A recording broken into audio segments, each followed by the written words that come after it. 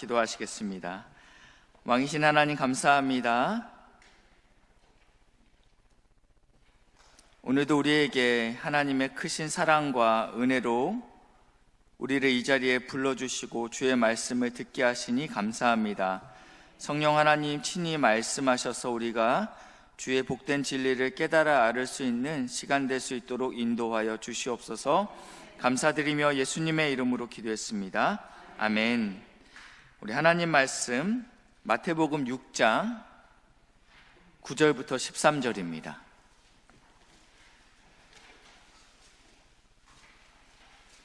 마태복음 6장 9절부터 13절입니다. 저와 함께 교독하시겠습니다. 제가 먼저 읽겠습니다. 그러므로 너희는 이렇게 기도하라. 하늘에 계신 우리 아버지여, 이름이 거룩히 여김을 받으시오며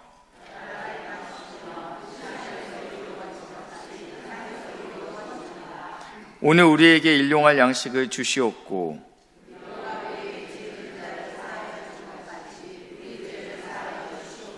같이 읽겠습니다. 우리를 시험에 들게 하지 마시옵고 다만 악에서 구하시옵소서.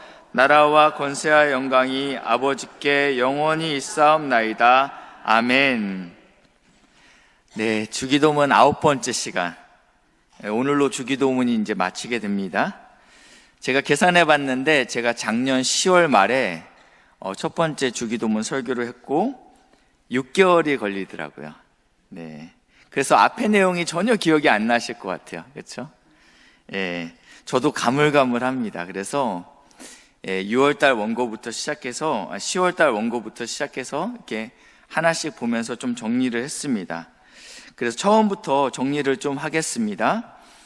이 기도문은 예수님께서 제자들에게 가르쳐 주신 기도문입니다. 다른 어떠한 사도가 가르쳐 준 것이 아닌 우리 예수님께서 제자들에게 너희는 이렇게 기도하라 라고 알려주신 기도문입니다. 예수님께서 제자들에게 이 기도문을 알려주시기 전에 너희는 먼저 이렇게 기도는 하지 말아라 라고 알려주셨는데, 첫 번째는 외식하는 자처럼 남들에게 보이려고 회당이나 큰 사거리에서 기도하지 말라라고 말씀하셨습니다.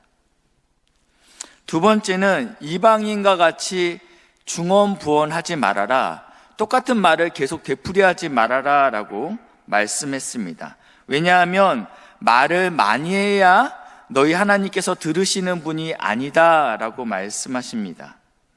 만약에 이런 식으로 기도한다면, 여기서 말하는 이런 식이라는 것은 사람에게 보이려고 외식하는 자처럼 이렇게 큰 거리에서 기도하는 자, 아니면 말을 많이 하면 신령한 사람이다, 그래서 중언부언하는 것들에서 이런 식으로 기도한다면 주기도문에서 이 기도를 빼고 마치 이것이 주문이 된다라는 것이죠. 우리가 이 주기도문을 한국교회가 주문처럼 이용하는 경우가 있다라는 것입니다. 그래서 저도 이 주기도문 설교를 준비하면서 우리나라에서 주기도문 설교를 다 처음부터 끝까지 하신 분들의 설교를 꽤 여러 편 보았고, 주기도문에 관련된 책들은 거의 다 사서 읽어봤습니다. 그런데 제가 가장 인상 깊었던 설교 제목은 주기도문 1000번 따라했더니 기도응답이 되었다. 이것이 이제 주문이라는 것입니다. 이 의미는 생각하지 않고 이것을 계속 읊조렸더니 하나님께서 기도 물론 제가 볼 때는 그 설교문은 제가 보지는 않았는데 설마 그런 내용으로 설교했을 거라고 저는 생각하지는 않습니다. 그런데 이것이 그냥 의미 없이 읊조리면 주문이 된다라는 것입니다. 예수님께서는 이것을 이렇게 하지 말아라 라고 말씀하시고, 그리고 이러한 자들, 이렇게 주문처럼 중얼거리는 사람들에 대해서 이렇게 말씀하셨습니다. 먼저 외식하는 자들에게는 은밀한 중에 계신 내 아버지께서, 은밀한 중에 보시는 내 아버지께서 너의 기도를 갚으실 것이다. 그 사람 앞에서 막 이렇게 티내게 기도 안 해도 된다라는 거예요. 하나님께서 보지 않는 것 같지만 보고 계시다라는 것입니다. 그리고 그분께서 갚으실 것이다. 두 번째로 중언부언하는 이 반복적으로 기도하는 자들에 대해서는 이렇게 말씀하고 있어요. 구하기 전에 너희에게 있어야 할 것을 너희 하나님 아버지께서 이미 알고 계신다라고 표현하고 있습니다. 그러니까 이 잘못된 기도를 하고 있는 이 사람들을 향해서 예수님께서는 반복적으로 내 아버지께서 너희가 그거 기도하기 전에 이미 알고 계셔 라고 이야기하고 있다라는 것입니다. 그러므로 이렇게 이야기하신 다음에 그러므로 너희는 이렇게 기도하라 라고 말씀하고 있습니다. 여기서 말하는 이렇게는 주기도문이죠. 너희는 이런 방식으로, 그러니까 이런 단어의 의미를 생각하면서 이 기도의 순서와 내용을 생각하면서 기도하라 라고 말씀하셨습니다. 이미지 한번 보여주실까요? 이것이 이제 주기도문의 구조입니다. 첫 번째는 기도의 열쇠입니다. 우리가 기도의 문을 열고 들어가야 되는데 이 헬라어 성경에는, 우리 한글 성경에는 하늘이 먼저 나왔죠. 근데 헬라어 성경에는 파테르, 아빠가 먼저 등장합니다. 그렇기 때문에 아버지라고 부르고 시작한다라는 것입니다. 그러니까 기도의 포문을 무엇으로 열고 나가냐면 아버지라고 열고 나간다라는 것입니다. 우리가 지금 기도하는 분은 우리의 아버지 되신다라는 것입니다. 영접하는 자 곧 그의 이름을 믿는 자들에게는 하나님의 자녀가 되는 권세를 주셨다. 여기서 말하는 권세는 하나님을 만날 권세를 주었다라는 것입니다. 제가 예전에 사역하던 교회에서 교육자가 60명이 넘으니까 담임 목사님 만나기는 쉽지 않습니다. 부교육자도 담임 목사님을 만나기가 쉽지 않죠. 3년차, 2년차가 거의 끝날 무렵에 제가 팀장이 됐습니다. 팀장의 권세는 어디 있냐? 담임 목사님을 일주일에 한 번 규칙적으로 만날 수 있다라는 것입니다. 이게 무슨 권세냐고요? 박 목사, 요즘 그 3교구 담당하는 목사님 어때? 제가 여기서 어떻게 말하냐에 따라서 굉장히 중요한 권세예요. 아무것도 아닌 것 같죠? 담임 목사님 만나는 것도 권세라고 하면 우리가 자녀된 우리가 하나님 아버지께 나가는 권세는 비교할 수 없다라는 것입니다. 그래서 어떤 사모님께서는 이렇게 기도를 시작하신다고 했죠. 아빠, 저 왔어요. 이것은 놀라운 권세입니다. 우리는 다 그 권세를 가지고 있습니다. 굳이 저를 거치지 않아도 스스로 다 이 자리에서 하나님 앞에 나아갈 수 있다라는 것입니다. 하나님은 나의 아버지 되시는데 또 하나님은 우리 아버지 되십니다. 하나님을 아버지라고 부르는 이 땅의 성도들은 다 형제이고 자매라는 것입니다. 그렇기 때문에 우리는 영적인 가족입니다. 제가 계속 예의를 드는데 강일교회도 대성교회도 금성교회도 다 영적인 가족이라는 것입니다. 그리고 이 또 하늘 아버지는 하늘의 아버지라고 표현하고 있습니다. 이 말씀은 땅에는 거하시지 않는다라는 의미가 아닙니다. 이 말씀은 우리가 아빠라고 부르는 이 친밀한 분, 누구보다도 나와 친밀한 이 하나님, 가까운 이 하나님이 또한 세상 누구보다도 강력하고 위대한 분이라는 뜻이라는 것입니다. 그분이 만왕의 왕이시고 만유의 주이십니다. 이렇게 크신 분이 내가 친밀하게 대할 수 있다는 것은 놀라운 특권이라는 것입니다. 제가 주기도문 이 두 번째 설교할 때 세 컷의 만화를 보여드렸습니다. 왕이 앉아있고 3명의 청년들이 서 있는데 왕이 이렇게 이야기합니다. 나 다음으로 누가 왕이 되기에 적합한지 이유를 말해보거라 라고 이야기합니다. 그러니까 첫 번째 청년이 이야기하죠. 저는 용감합니다. 그러니까 두 번째 청년이 저는 힘이 셉니다. 이야기를 들었던 세 번째 청년이 무엇이라고 이야기하죠? 아빠! 그러고 나서 마지막 컷에선 이 아빠라고 불렀던 이 청년에게 왕관이 씌워져 있습니다. 우리는 감히 만왕의 왕이신 이 하늘 하나님께 나아갈 수 있는 담대한 이유가 있다면 우리가 하나님의 자녀이기 때문이라는 것입니다. 이것이 이제 기도의 열쇠입니다. 기도의 열쇠인데, 그리고 나서 6개의 이제 강구 청원이 나와 있습니다. 첫 번째 3가지는 하나님에 관한 것이고요. 그 뒤에 후반부에 나와 있는 3가지는 우리에 관한 것이다 라고 말씀을 드렸습니다.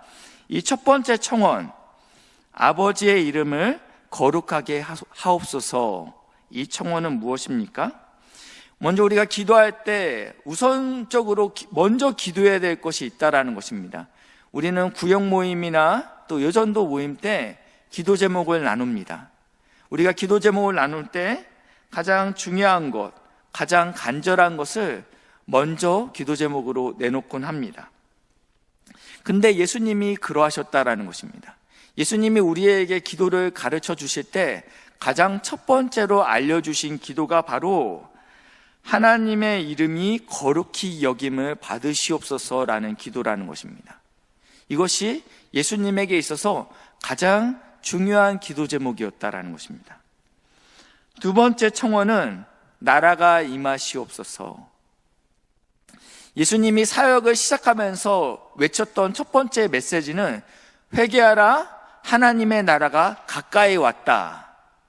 예수님의 사역 첫 번째 메시지이기도 하지만 예수님께서 부활하시고 40일 동안 이 땅에 머무시면서 무엇에 대해서 가르치셨냐면 하나님 나라에 대해서 가르치셨다라고 이야기하고 있습니다. 그러니까 예수님은 이 땅에서 공생애를 시작하시면서 하나님의 나라를 선포하셨고, 그리고 하나님의 나라로 다시 올라가실 때까지 하나님의 나라에 관해서 말씀하셨다라는 것입니다.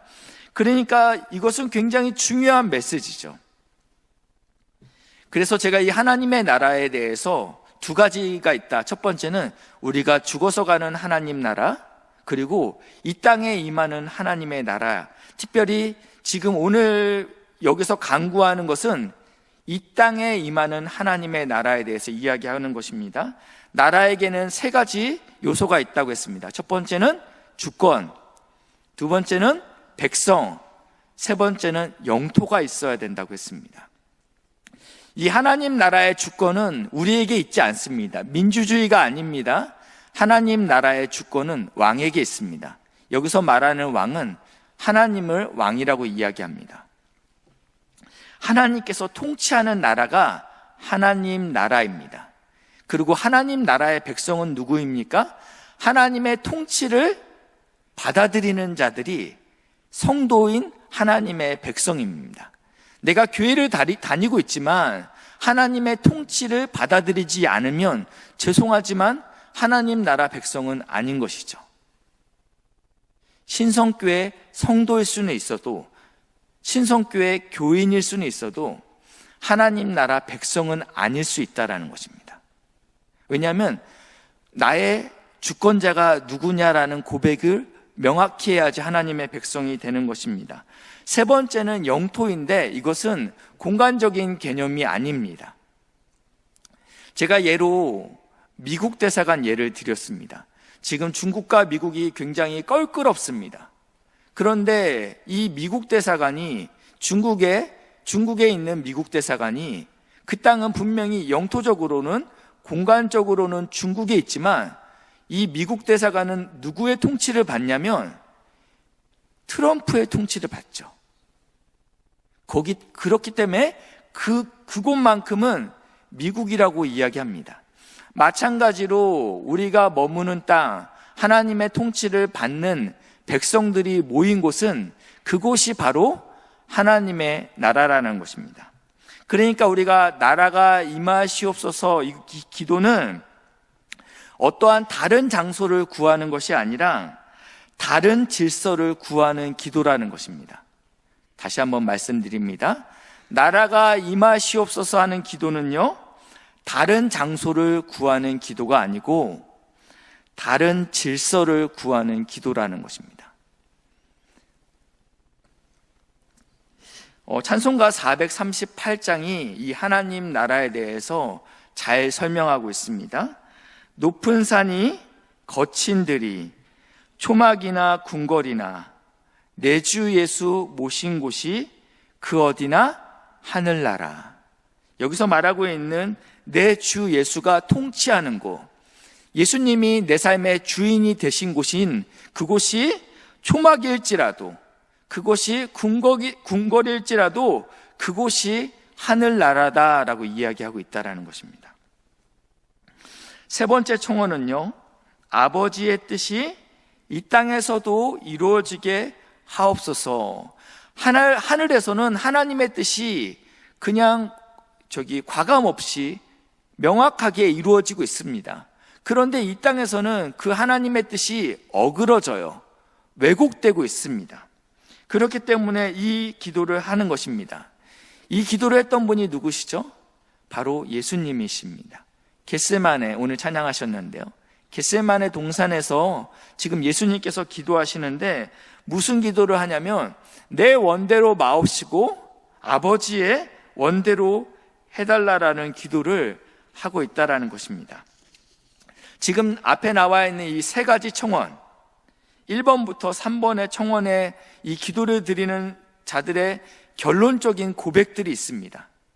두 가지 고백이 있는데 첫 번째는 세례 요한의 고백이었죠. 요한복음 3장 30절인데 같이 읽겠습니다. 시작.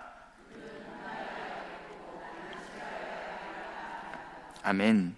세례 요한이 잘 나갔습니다. 많은 사람들이 세례 요한에게 세례를 받으려고 찾아옵니다. 그런데 어느 순간 점점 숫자가 줄어들고 있습니다. 그의 제자들이 볼멘 소리를 하는 것이죠.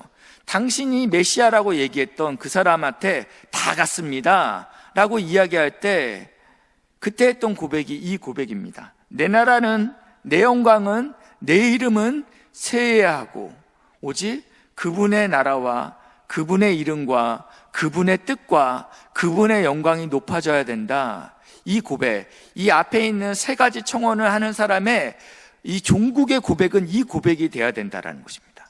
하나님 나라도 커지고 내 나라도 커지기 원합니다라는 것은요, 같이 양립할 수 없습니다. 반드시 내가 죽어야지 하나님의 나라가 커지는 것입니다. 잠언 19장 21절인데요. 사람의 마음에는 많은 계획이 있어도 오직 하나님의 뜻이 완전히 서리라. 우리는 수많은 계획을 세우죠. 수많은 내 계획을 세웁니다. 그러나 종국에는 하나님의 뜻만이 완전히 서게 될 것이라는 것입니다. 내가 애쓰고 용써도 그것은 내 계획이면 그것은 성취되지 못합니다. 그렇기 때문에 이 세 가지 청원을 하는 사람들은 이 고백이 우리 안에 반드시 있어야 된다는 것입니다. 우리는 애써야 됩니다. 계획을 세워야 됩니다. 그러나 내 계획이 어그러졌을지라도 실패했을지라도 당신의 뜻만이 온전히 서기를 간절히 소망합니다라는 고백이 우리 안에 있어야 된다는 것입니다. 우리의 이름, 우리의 뜻, 우리의 나라는 새하여지고 오직 하나님의 이름만 영광 받으시고 하나님의 뜻만 이루어지고 그분의 통치가 온전히 이루어지기를 바라는 그 고백이 오늘 나와 있는 1번부터 3번의 이 청원 기도라는 것입니다. 이 고백이 우리 안에 있기를 주님의 이름으로 축복합니다.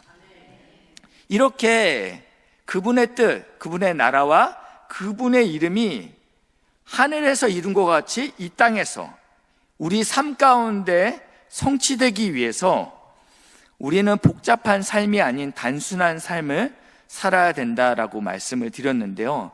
그 단순한 삶을 요청하는 기도가 4번부터 6번 기도입니다.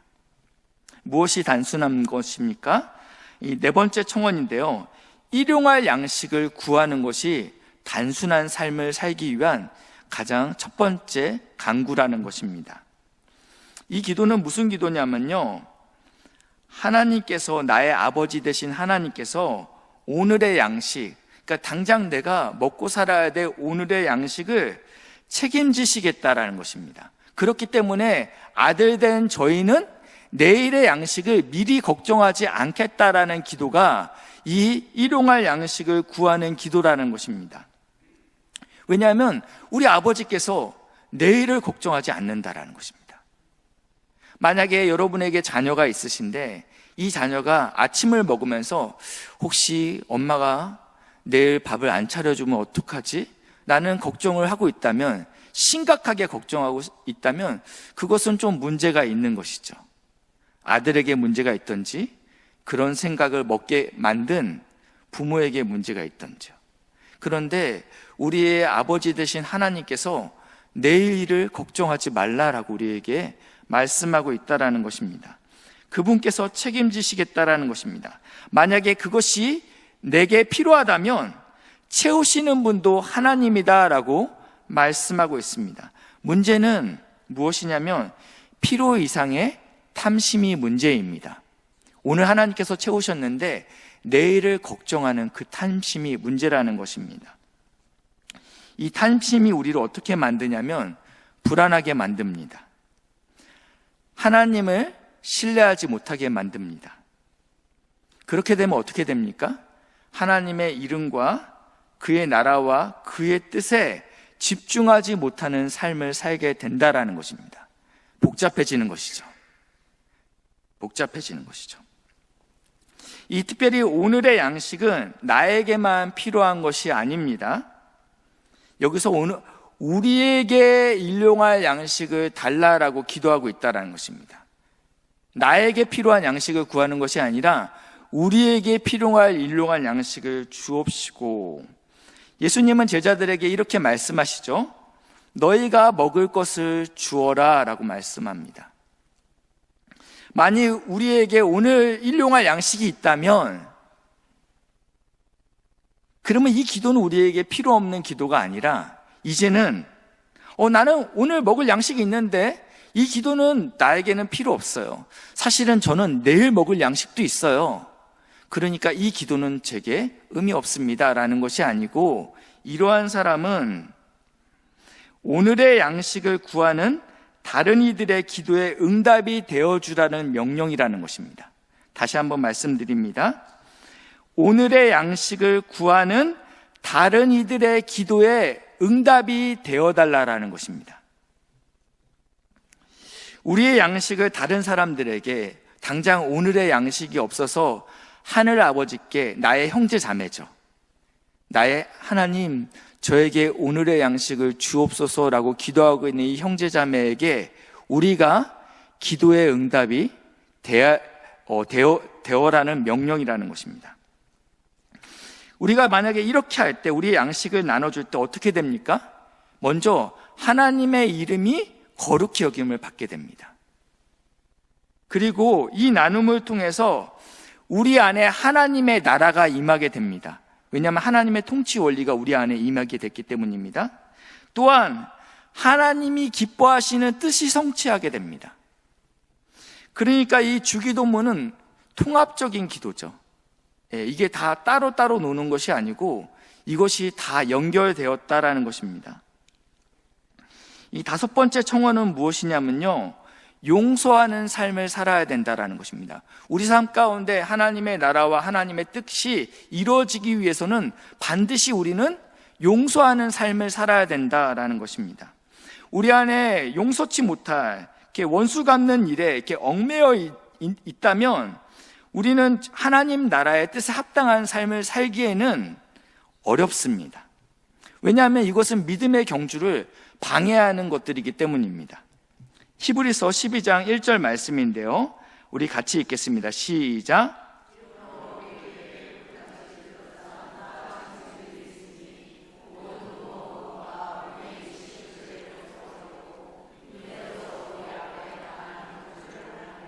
아멘. 중요한 시합을 앞둔 사람은 자신의 삶을 가볍게 만듭니다. 모든 얽매이기 쉬운 것을 벗어버립니다. 가장 큰 영광이 눈앞에 있습니다. 그렇다면 하찮은 것들은 내려놔야 됩니다. 1만 달란트 탕감받은 사람인 100데나리온에 얽매여서는 안 된다라는 것입니다. 여섯 번째 청원은 시험에 넘어져 악에 빠지지 말기를 간구하고 있습니다. 사단은 끊임없이 우리를 삼키려고 합니다. 그래서 우리를 넘어뜨리려고 합니다.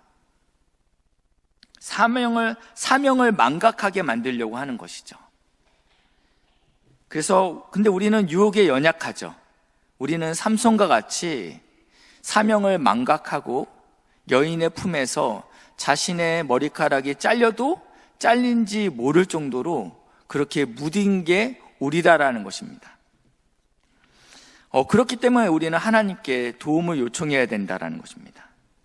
시험에 빠지지 말게 하시고 악에서 구하시옵소서. 왜냐하면 우리는 연약하기 때문입니다. 그렇기 때문에 우리는 하나님의 도움을 구해야 된다라는 것입니다. 히브리서 2장 18절 말씀인데요, 그가 시험을 받아 고난을 당하셨은즉, 여기서 말하는 그는 예수님이시죠. 예수님도 모든 시험을 다 당하셨다라는 것입니다. 시험 받은 자들을 능히 도우실 수 있느니라. 주님께서 이거 다 겪어보셨기 때문에 다 이해할 수 있고 도울 수 있다라는 것입니다. 예수님이 도우셔야지 우리가 우리의 일용할 양식에 만족할 수 있습니다. 그리고 더 나아가서 우리의 내일의 양식으로 이웃을 섬길 수 있다라는 것입니다. 예수님이 도우셔야지 풀리지 않았던 그 미움, 도저히 용서할 수 없었던 그 미움의 감정으로부터 용서를 선포할 수 있다라는 것입니다. 내 힘으로 용서 안 되잖아요. 예수님이 은혜 주셔야지 지금 묶여있는 그 용서치 못하는, 내가 속으로 저주하고 있는 그 사람도 풀어줄 수 있다라는 것입니다. 예수님이 도와주셔야지 사단이 밀가 부르듯이 우리를 막 좌우로 위아래로 흔들어대죠. 믿음이 떨어지도록 우리를 흔들어대는데, 그때에도 예수님이 도와주셔야지 우리가 믿음에 떨어지지 않을 수 있습니다. 만약에 우리가 믿음에 떨어지지 않는다면 그것은 주님께서 우리를 더 강하게 붙들고 계시기 때문입니다. 여기까지가 이제 주기도문의 6가지 청원이었습니다. 이 주기도문 1번부터 6번은 통합적입니다. 이것이 다 연결되었다라는 것입니다. 그리고 이 기도는 우리의 고백일 뿐만 아니라 우리의 삶과 연결되어 있습니다. 만약에 이것이 삶과 떨어져 있다면 그것은 우리가 하나님 나라의 가치관으로 살아내는 것이 아니고, 그리고 우리는 믿음이 없다라는 고백을 한다라는 것입니다. 예를 들어서 설명드리겠습니다. 우리가 하나님의 이름이 거룩히 여김을 받기를 원합니다라고 기도해 놓고 직장에서 다 우리가 크리스찬인지 알아요. 그런데 내 모습을 보면 어느 누구도 교회 나가고 싶지 않다면 이것은 우리가 이 기도를 할 때 하나님의 이름을 모독하고 있다라는 것입니다. 우리의 기도와 우리의 삶에 괴리가 있을 때는 이것은 안 하는 이만 못한 기도가 되는 것이죠. 우리가 일용할 양식을 달라고 간구합니다. 그러나 이웃의 배고픔을 전혀 고려하지 않고 나의 배만 계속 채우고 있다면 이러한 이기적인 모습은 사실은 이 기도가 전혀 역사하지 않고 있다라는 뜻이기도 합니다. 우리의 죄를 사하여 주시옵소서라고 기도하면서 여전히 내 마음 가운데 용서치 못하는 사람이 있지 않습니까? 교회에 나오면 박 장로를 볼 때마다 불편한 마음이 드시지 않습니까? 우리는 박 장로님 안 계시죠? 그래서 제가 박 장로님 썼다고 했어요. 여전도회를 나가면 꼴 보기 싫은 선우 권사님도 없으시겠죠? 설마? 내가 교조까지는 안 찾아보고 왔는데 있어요? 그러면 안 되는데? 네. 여전도에 나가서 어떠한 권사님을 뒷담화하는 모습은 사실은 하나님께서 굉장히 가증스러워한다라는 것입니다. 근데 사실은 그것이 우리의 현실적인 모습이죠. 그렇기 때문에 우리의 기도와 삶은 간극이 있어요. 우리는 다 이렇게 못 살아. 박 목사, 당신은 그렇게. 아니요, 저도 이 믿음의 고백과 제 삶에는 간극이 있다라는 것입니다. 그것이 사실은 우리의 현실의 모습입니다. 주기도문의 이 마지막 문장은 어떻게 마무리가 되냐면 찬양으로 끝나게 됩니다. 이제 본론으로, 오늘 본문으로 이제 들어와서요. 마지막 기도는 찬양으로 끝나게 됩니다. 나라와 권세와 영광이 아버지께 영원히 있사옵나이다. 아멘. 하면서 찬양이 끝납니다. 저도 이 주기도문을 어떻게 외웠냐면요. 개역개정 전에는 대개라고 먼저 시작하죠. 근데 이제 성경이 바뀌면서 이제 대개가 빠지긴 했는데 여기 안에는 여전히 우리는 대개라고 외우고 있습니다. 이 대개라는 뜻은요. 그러므로, 왜냐하면, 결론적으로 라는 의미를 가지고 있습니다. 우리가 앞에는 이렇게 6가지 청원을 하나님께 드렸습니다. 내가 하나님의 뜻대로 살기를 원합니다. 하나님의 나라가 성취되기를 원합니다. 내가 나의 것을 오늘의 양식이 없는 이웃에게 나눠주길 원합니다. 나에게 정말 있을 수 없는 치욕을 주었던 저 원수 제가 용서하길 원합니다. 그런데 현실이 그렇지 않다라는 것이죠. 현실이 그렇지 않아요. 그럼에도 불구하고 우리가 찬양할 수 있는 이유가 있다. 왜냐하면 그러므로 불구하고 내가 당신의 나라와 권세가 영원합니다라고 찬양할 수 있는 이유가 있는데 그게 바로 무엇이냐? 이렇게 이야기합니다. 하나님 아버지께서 우리가 이렇게 기도할 수 있는 이유, 찬양할 수 있는 이유가 있다면 그것은 내 안에 있지 아니하고 당신의 나라와 당신의 권세와 당신의 영광이 영원히 있기 때문입니다 라고 고백한다라는 것입니다. 이것을 좀 더 설명하면요, 쉽게 설명하면요, 믿음의 선배들이요 언제나 고난과 필요 때문에 하나님 앞에 기도를 시작합니다. 자신의 아픔을 갖고 나아가잖아요. 모든 것이 만족스러울 때 우리는 기도하지 않습니다. 지금 뭔가 불편해요. 뭔가 나의 이 문제를 해결받아야 돼요. 그렇기 때문에 우리는 고난을 가지고 하나님 앞에 나아갑니다. 그리고 기도가 시작되죠. 그렇지만 그 기도의 끝은 언제나 찬양과 감사로 끝났다라는 것입니다. 우리는 시편에서 그 예를 찾을 수 있는데요. 13편입니다. 많이 있는데 제가 13편만 가져왔습니다. 여호와여 어느 때까지니이까 나를 영원히 잊으시나이까. 하나님 나 까먹으셨어요? 언제까지 나를 기억하지 않으시겠습니까?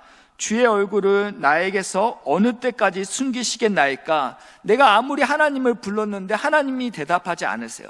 하나님이 지금 숨어 있는 것 같은 모습이 지금 절망 가운데 있는 거예요. 그러면서 2절입니다. 나의 영혼이 번민하고 종일토록 마음에 근심하기를 어느 때까지 하오며. 정말 이게 끝이 없는 거예요. 끝이 안 보이는 이 고통 가운데 있을 때 내 원수가 나를 치며 자랑하기를 어느 때까지 하리이까. 근데 나를 저주하는 어떠한 사람이 때리면서 나는 그렇지 않아. 예수 믿는다는데 너는 왜 인생이 그 모양이지? 나는 예수 안 믿고도 너무 행복하고 잘 살아. 어느 때까지 그러겠습니까? 지금 이 시인은 굉장히 마음이 어려운 가운데 있어요. 내가 두렵건대 내가 사망의 잠을 잘까 하오며 내가 이러다 정말 죽겠습니다, 주님. 그리고 4절입니다. 내가 흔들릴 때 지금 굉장히 흔들리는 거예요. 네, 예전에는 나의 신앙이 견고하다고 생각했는데 지금은 너무 내 상황이 안 좋으니까 흔들릴 수밖에 없죠. 지금 그러고 있습니다. 그러고 있는데 5절부터 반전이 일어납니다. 나는 오직 주의 사랑을 의지하여 싸우니 나의 마음은 주의 구원을 기뻐하리이다. 내가 여호와를 찬송하리니 이는 주께서 내게 은덕을 베푸심이로다. 아멘. 많은 믿음의 선배들은 이러한 삶을 살았습니다. 하나님 앞에 자신의 아픔과 고통을 가지고 나옵니다. 그리고 그분 앞에 자신의 모든 것을 쏟아놓습니다. 쏟아놓으면 어떻게 됩니까? 상황이 바뀝니까? 상황은 여전히 그대로 있어요. 그런데 그의 시선이 바뀌죠. 나의 도움이 어디서 올까? 천지를 지으신 여호와께서로이다. 이 고백이 나오면 그때부터 감사와 찬양이 터져 나온다라는 것입니다. 누가 그랬습니까? 한나가 그랬죠. 누가 그랬습니까? 하박국이 그랬습니다. 비록 무화과에 열매가 없을지라도, 외양간에 송아지가 없을지라도 나는 여호와로 인하여 기뻐하리로다 라고 고백하죠. 그러니까 이 기도, 이 찬양하는 이유는 나에게 있지 아니하고 하나님에게 있다라는 이 시인의 이 주기도문의 이 마지막 고백, 내가 찬양할 수밖에 없는 이유가 있다면 나라와 권세와 영광이 영원히 당신께 속해 있기 때문입니다 라는 고백이라는 것입니다. 칼빈은 이렇게 이야기했습니다. 우리가 죄인이고 그리고 불의한 존재예요. 그리고 그래서 감히 기도할 수 있는 것은 바로 이 주기도문의 이 마지막 문구 때문에 우리가 담대하게 하나님께 기도할 수 있는데, 이렇게 기도합니다. 우리의 상태가 아무리 부족하더라도, 가장 보잘것 없더라도, 칭찬받을 만한 것이 전혀 없더라도 여전히 우리는 기도는 그렇게 하지만 우리의 것을 내어주지 못하고 여전히 용서하지 못하고 100데나리온에 전전긍긍하고 있지만 우리 아버지의 나라와 권세와 영광이 절대 사라지지 않고 영원하시기 때문에 우리가 이렇게 간구할 수 있다라고 고백하고 있습니다. 그러면 이 영원한 아버지의 나라는 무엇이고 권세는 무엇이고 영광은 무엇인지 간단히 보도록 하겠습니다. 첫 번째, 이 나라는요, 바실레이아라는 단어인데요. 중요하진 않지만 이 나라가 누구에게 있냐? 아버지께 있다라고 표현하고 있습니다. 이 나라라는 단어가 여러 군데 쓰였는데 첫 번째는 히브리서 11장 33절인데요. 믿음으로 나라들, 여기서 말하는 나라들은 제국을 의미하고 있습니다. 이 히브리서 11장에 보면요, 여기서 말하는 나라들을 보면요, 애굽, 블레셋, 또 여리고, 이렇게 볼 때 거대한 곳이었습니다. 거대한 곳이었습니다. 그러나 이들은 이 믿음으로 이러한 나라들, 제국들, 힘 있는 도시들을 이겼다라고 고백하고 있습니다. 두 번째, 히브리서 12장 28절인데요. 앞에 부분에는 무슨 얘기가 나왔냐면 땅이 진동할 때, 그리고 심지어 하늘도 진동한다고 얘기하고 있습니다. 모든 것이 다 흔들리고 있을 때 흔들리지 않는 나라가 있다라고 이야기하면서, 그러므로 세상이 다 흔들릴지라도 우리가 흔들리지 않는 나라를 받은 자이다라고 이야기하고 있다라는 것입니다.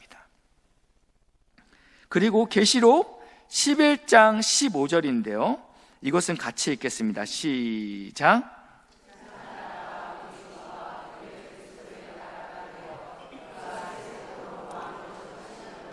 아멘. 여기서 말하는 이 세상 나라, 아주 제국들이죠. 힘 있는 나라들이 결국은 어떻게 될 것이냐? 우리 주와 그의 그리스도의 나라가 종국에는 될 것이다. 모든 나라는 결국 망하게 될 것이다. 그러나 흔들리지 않는 나라가 있다. 그것은 바로 하나님 나라다. 그렇기 때문에 당신의 나라가 영원합니다 라고 이야기하는 것입니다. 저는 아들을 캐나다에서 낳았죠. 그래서 많은 사람들이 저한테 그랬어요. 목사님 좋겠어요. 군대 안 가도 되잖아요. 캐나다 시민권자잖아요. 그 얘기가 왜 그렇게 듣기 싫은지, 정확히 말하면 듣기 좋았을 수도 있나요? 네. 근데 듣기 싫었어요. 그 당시는요.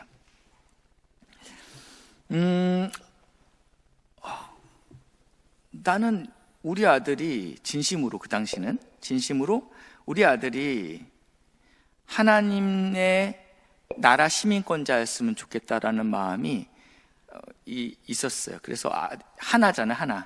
하나님 나라라는 뜻이거든요. 예, 하나님 나라였거든요. 근데 세상 나라가 굉장히 강력해 보입니다. 그러나 우리는 하나님 나라 시민권자입니다. 믿으시길 바랍니다.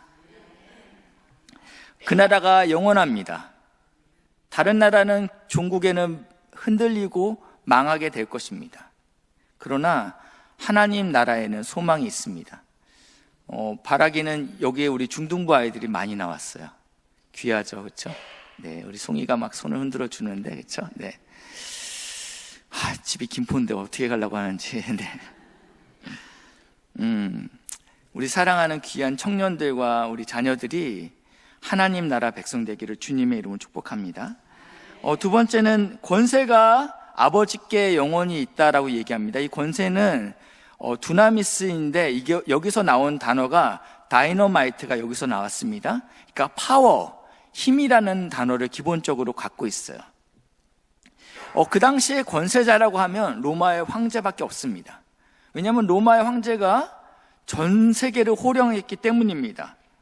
그렇기 때문에 전 세계가 평화로웠죠. 왜냐하면 강력한 로마의 힘이 있었기 때문에 전 세계에 전쟁이 없고 평화가 찾아왔다. 그래서 팍스 로마나라고 하죠. 근데 이 로마의 평화는 누구에게 임하냐면 자기에게 말을 잘 듣는 자들, 그러한 식민지에게는 문화와 종교의 자유를 최대한 보장해 줬어요. 그런데 거부하는 식민지는 쑥대밭으로 만들어 버렸습니다. 그러니까 실제로 누가 힘을 갖고 있는 것입니까? 로마 황제가 힘을 갖고 있죠. 지금 21세기는 누가 힘을 갖고 있습니까? 누가 권세를 갖고 있습니까? 트럼프죠. 전 세계를 흔들어 놓고 있어요. 지금까지 볼 수 없었던 강력한 지도자입니다. 그런데 그 권세는 몇 년짜리입니까?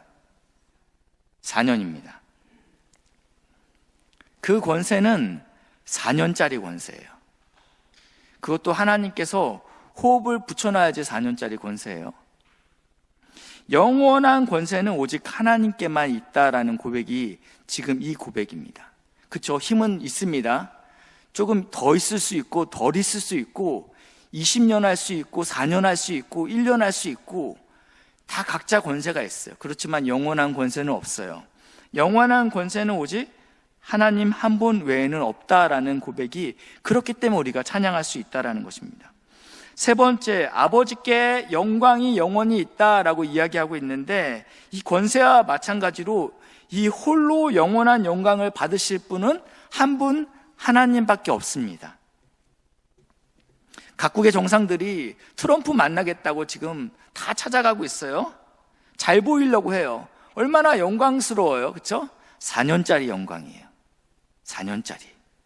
그러니까 우리가 거기에 대해서 너무 힘들어하고 어떡하지? 이럴 필요 없다라는 4년짜리. 너 4년짜리야.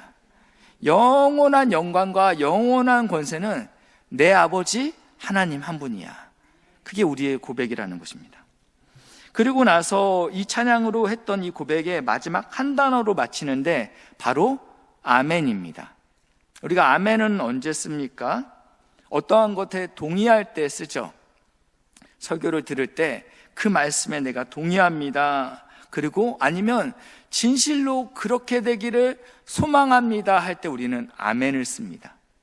예수님께서도 이게 히브리어거든요. 그러니까 구약 성경에 쓰여지는 단어인데 이 헬라 시대, 그러니까 신약 시대에도 예수님께서 이 아멘이라는 단어를 쓰는데 내가 진실로 이게 바로 뭐냐면 내가 아멘 이거예요. 그러니까 이 아멘이라는 것은 내가 진실로 동의합니다. 진실로 그렇게 되기를 소망합니다 라는 의미를 갖고 있습니다. 굉장히 귀한 단어입니다. 우리는 이 설교를 들을 때 아니면 우리가 대표 기도를 할 때 우리는 거기에 아멘으로 화답하죠. 또 이 아멘은요 이러한 의미도 있습니다. 우리가 기도하는 사람이라면 이 아멘은 정말 그렇다고 확신하기에 내가 앞에 드렸던 모든 기도들, 하나님, 오직 하나님의 이름만 높임을 받기 원합니다.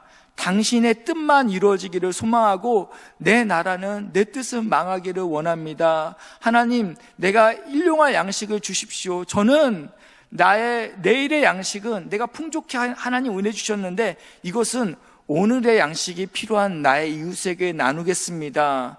하나님, 제가 용서치 못할 그 사람 용서하겠습니다 라고 기도하고 다짐하는 기도의 이 아멘은 무엇이냐면 동의와 소망만을 의미하는 것이 아니고 이 아멘은 이때는 다짐의 뜻이 된다라는 것입니다. 내가 그렇게 살겠습니다. 우리가 어떠한 중요한 서류를 작성할 때는 다 하고 나서 밑에는 친필로 사인을 하게 됩니다. 이것은 정말 위의 내용이 정말 하나도 틀림없이, 거짓 틀림없이 내가 보증하겠다라는 의미로 사인을 한다라는 것이죠. 마찬가지로 이 기도를 끝낼 때 아멘이라고 한다라는 것은 내가 지금 드린 이 간구, 이 모든 말에 하나님, 내가 진실로 이렇게 살아내겠습니다라는 그러한 고백이 담겨 있다라는 것입니다. 그러한 다짐도 담겨 있다라는 것입니다. 초기 교회에서 배우는 주기도문이라는 책에 지금 어떠한 표가 나왔습니다. 표가 나왔는데 제가 좀 가지고 왔는데 한번 표를 좀 띄워주시겠습니다. 앞에 부분은 청원이고요, 뒤에 부분은 다짐입니다. 그래서 먼저 하늘에 계신 우리 아버지라고 선포하고 이제 가는 것이죠. 그러면서 아버지의 이름을 거룩하게 하소서라는 청원은 어떠한 다짐이 있냐면요, 같이 우리 다짐 부분 글씨가 보이실까요? 한번 읽겠습니다. 시작.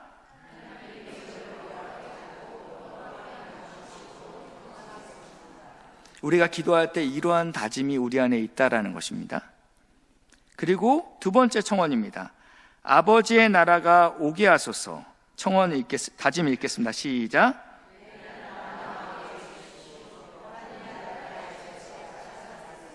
아멘. 이것이 우리의 다짐이 되어야 된다는 것입니다. 아버지의 뜻이 하늘에서와 같이 땅에서도 이루어지게 하소서. 다짐 읽겠습니다. 시작.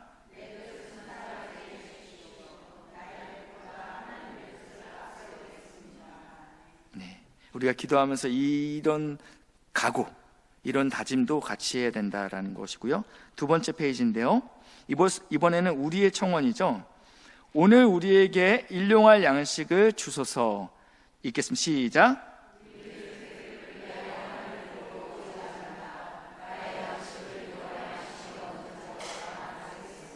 아멘. 우리가 우리에게 잘못한 사람을 용서하여 준 것 같이 우리의 죄를 용서하여 주소서.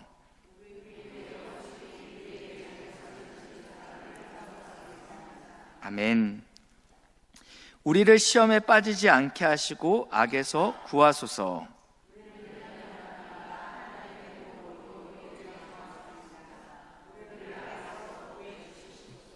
아멘. 우리의 이런 기도가 우리의 다짐도 내포하고 있다라고 말씀하고 있습니다. 마지막 페이지인데요, 왜냐하면 사실 우리는 그렇게 살지 못해요. 그럼에도 불구하고 내가 찬양할 수 있는 이유가 있다면 하나님의 나라와 권세와 영광이 아버지께 있는데 영원히 있기 때문입니다 라고 지금 고백하고 있는데, 아멘, 그렇게 되게 하소서라고 기도할 때 우리의 다짐은 무엇이냐면 시작.